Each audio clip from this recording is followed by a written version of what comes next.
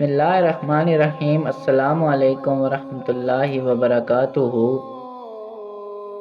حضور صلی اللہ علیہ وآلہ وسلم کے زمانے میں اذان کی ابتدا کیسے ہوئی اور یہ اذان کس نے دی اور اس پر کتنے مشورے ہوئے، تو اس ویڈیو میں آپ کو یہ سب کچھ جاننے کو ملے گا کہ اذان کی ابتدا کیسے ہوئی۔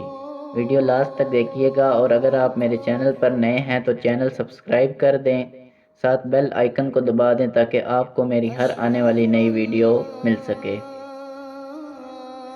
جب مدینہ منورہ میں مسجد تیار ہو چکی تو رسول اللہ صلی اللہ علیہ وآلہ وسلم کو یہ خیال آیا کہ مسلمانوں کو نماز کے لیے کسی طرح جمع کیا جائے۔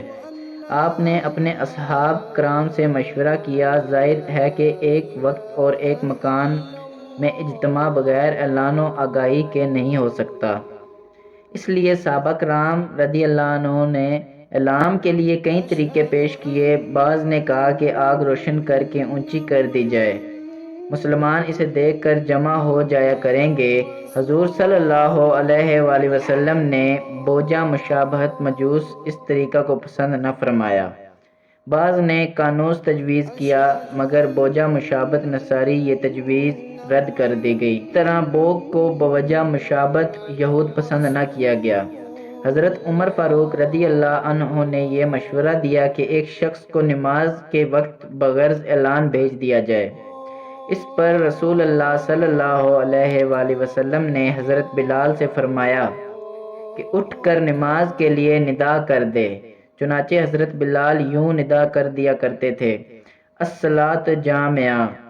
اسی ثنا میں حضرت عبداللہ بن زید انصاری کو خواب میں ان سب سے بہتر طریق بتلا دیا گیا، اور وہ مروجہ اذان شرعی ہے۔ حضرت عبداللہ نے اپنا خواب بارگاہ رسالت میں عرض کیا۔ سورہ انور بابی ہوا امی پر اس سے پہلے اس بارے میں وحی آ چکی تھی، اس لیے آپ نے سن کر فرمایا کہ بے شک یہ رویہ حق ہے انشاءاللہ اللہ تعالیٰ، اور حضرت عبداللہ کو حکم دیا کہ حضرت بلال کو کلمات اذان کی تلقین کر دو، وہ اذان دیں گے کیونکہ ان کی آواز تم سے بلند اور نرم و شیریں ہے۔ چنانچہ ایسا ہی کیا گیا۔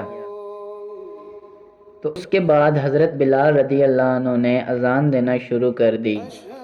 اگر آپ کو یہ ویڈیو اچھی لگی ہے اور آپ کے علم میں اس نے اضافہ کیا ہے تو پلیز لائک کر دیں۔ جزاک اللہ۔